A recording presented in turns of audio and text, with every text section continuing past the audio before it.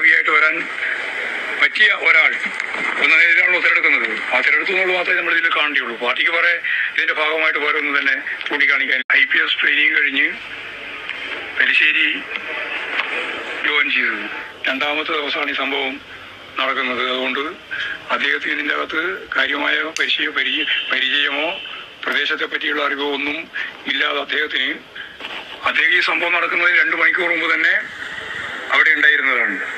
അവിടെ MP ജയരാജൻ ഉൾപ്പെടെയുള്ള അന്നത്തെ യുവജന നേതാക്കന്മാരോട് സംസാരിച്ച് ഒരു ഭാഗത്തേക്ക് മാറി നിൽക്കണം എന്ന് പറയുകയും അവരെല്ലാം മാറി നിൽക്കുകയും ചെയ്തതാണ്.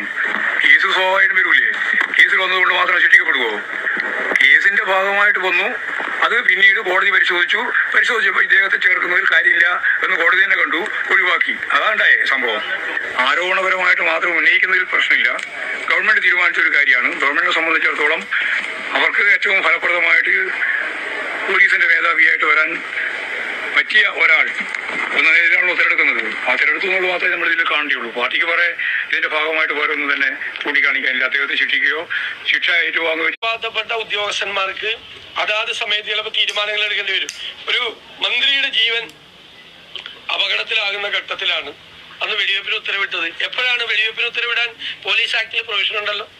പോലീസ് ആക്ടിൽ ഏത് സമയത്താണ് അത് ചെയ്യണമെന്നുണ്ട്.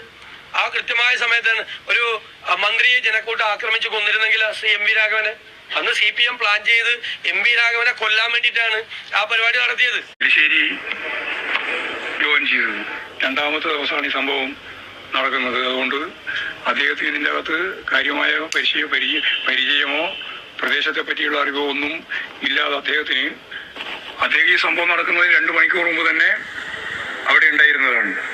അവിടെ MP ജയരാജൻ ഉൾപ്പെടെയുള്ള അന്നത്തെ യുവജന നേതാക്കന്മാരോട് സംസാരിച്ച് ഒരു ഭാഗത്തേക്ക് മാറി നിൽക്കണം എന്ന് പറയുകയും അവരെല്ലാം മാറി നിൽക്കുകയും ചെയ്തതാണ്.